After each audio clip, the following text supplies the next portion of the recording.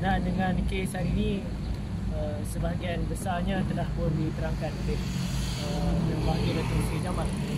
Cuma bagi pihak saya, pada hari ini kita ingin menggesa lah.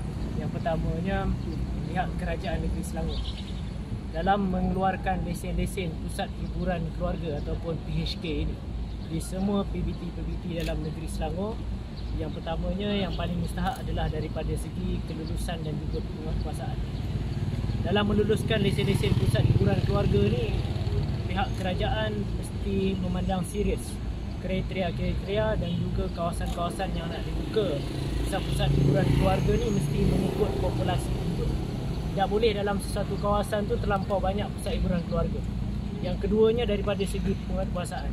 Sebelum lesen-lesen ini dikeluarkan, mestilah dibuat satu tinjauan ataupun satu pemantauan ataupun satu lawatan tapak di mana pusat hiburan keluarga itu hendak dijalankan aktiviti tersebut. Sebelum dapat lesen mesti kena tengok. Selepas dapat lesen mesti kena ada jadual lawatan berkala oleh pihak penguatkuasaan dan juga lawatan-lawatan ataupun pemeriksaan secara mengejut dilakukan. Sebab ramai, kita tahu ramai yang di luar sana mengusahakan ataupun menjalankan premis perniagaan pusat hiburan keluarga ini, mengambil kesempatan di atas lesen pusat hiburan keluarga ni menjalankan aktiviti perjudian haram. Sebab ini perlu diselaraskan oleh pihak penguatkuasa. Ini bukan tugas kita saja yang mendedahkan, tapi pihak berkuasa khususnya PBT dan juga pihak polis mesti melakukan pemeriksaan yang kerap kepada pusat-pusat hiburan keluarga ni. Sekiranya mereka tidak mematuhi peraturan ataupun undang-undang ataupun ada aduan-aduan yang berkaitan, mestilah mereka ini diambil tindakan. Selain daripada premis itu disita, ditutup, lesen dibatalkan dan sebagainya, mesti kena dituduh di mahkamah juga. Yang keduanya, saya menggesa kerajaan Malaysia yang ada pada hari ini supaya sudah tiba masanya untuk mengkaji semula ataupun menubuhkan satu jawatan kuasa khas dalam menyemak dan juga melihat semula Akta Rumah Judi Terbuka. Kerana di dalam Akta Rumah Judi Terbuka ini kita lihat ada banyak loophole, khususnya dalam keadaan semasa ini. Pusat-pusat judi haram ini bukan lagi menggunakan mesin slot ataupun mengoperasikan perjudian tersebut seperti mana yang ada terkandung dalam Akta Rumah Judi Terbuka lah.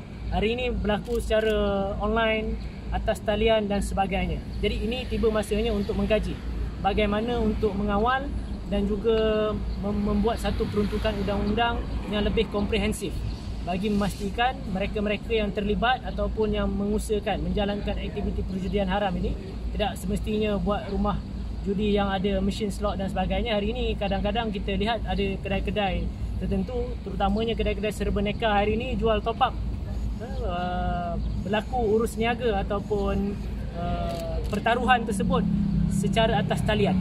Jadi ini perlu dikaji dan jawatan kuasa ini mestilah dianggotai oleh pihak PDRM sendiri, pihak MCMC, pihak PBT dan juga mereka-mereka yang berkepakaran yang mengetahui bagaimana judi ini beroperasi. Saya percaya di peringkat Polis Diraja Malaysia juga ada satu pasukan khas yang menyiasat ataupun yang menjadi satu penggerak kepada siasatan berkaitan dengan rumah-rumah judi ini. Dan saya juga dimaklumkan ada satu sekolah lah ataupun institusi yang untuk melatih polis-polis ini supaya tahu tentang kegiatan aktiviti judi ini. Dalam Akta Rumah Judi Terbuka sendiri ada satu pengesahan, perlu ada satu pengesahan daripada pakar judi, daripada pihak polis.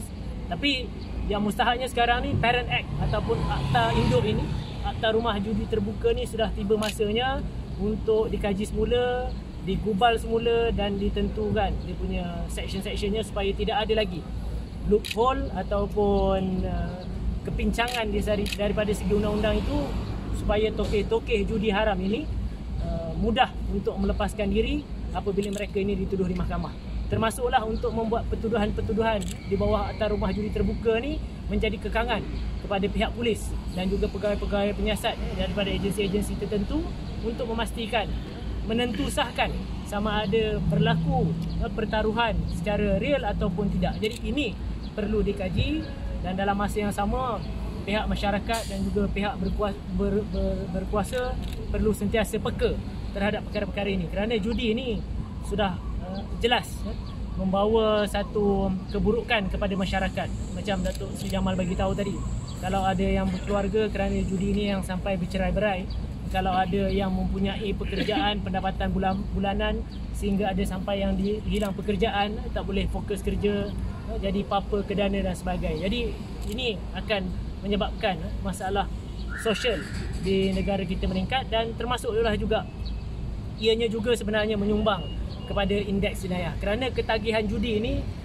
hampir sama juga macam ketagihan dadah. Sebab dadah ini kalau dah teruk, bukan sahaja membahayakan kesihatan, tapi ianya juga boleh menedahkan kepada jenayah-jenayah yang lain, termasuk juga dengan judi. Ini saya punya gesaan, satu kepada kerajaan negeri supaya pertingkatkan penguatkuasaan dan juga pemantauan pusat-pusat hiburan keluarga yang dilesenkan ini, dan pastikan mereka ini beroperasi secara sah dan menjalankan aktiviti yang sah, bukan melaksanakan ataupun mengoperasikan pusat judi haram. Kepada kerajaan Malaysia, sudah tiba masanya untuk tubuhkan satu jawatan kuasa khas mengkaji semula akta rumah judi terbuka. Okey, terima kasih. Itu asas yang digunakan, bukan? Maksudnya kenyataan GP sebelum ni, adakah ia boleh dijadikan sebagai asas untuk mengenepikan kes Datuk Seri Jamal? Kita tahu pertuduhan ke atas Datuk Seri Jamal dan juga rakan-rakan yang lain ini adalah pertuduhan yang bermotifkan politik.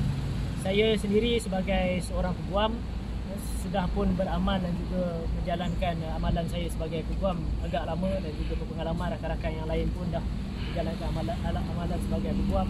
Dalam kes-kes yang melibatkan jenayah ni, perkara yang pertama adalah pembuktian sesuatu kes, dan antara perkara pertama dan juga perkara pokok yang perlu dibuktikan di mahkamah adalah berkenaan dengan aduan tersebut.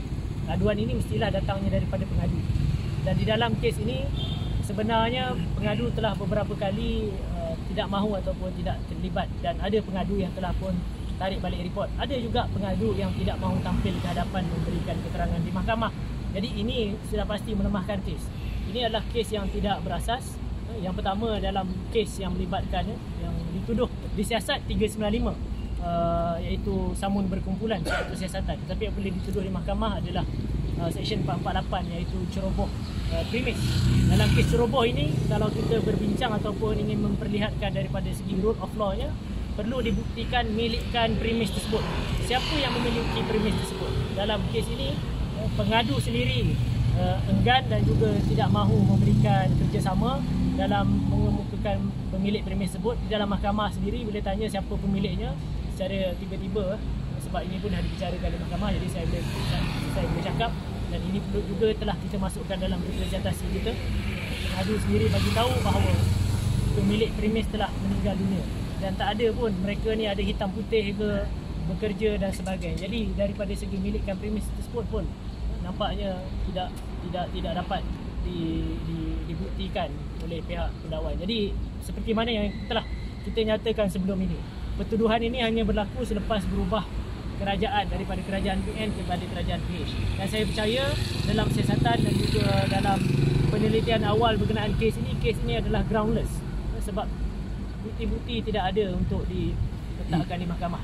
That's why kes ini drag sehingga bertahun-tahun tidak selesai. Daripada pertuduhan ini start dituduh daripada 2018. Siasat memang daripada 2016, tapi tuduh selepas berlaku perubahan kerajaan. Beberapa kali kita menghantar representasi kepada yang bahagia instansi Don Thomas, Peguam Negara sebelum ni, tapi tidak dilayan.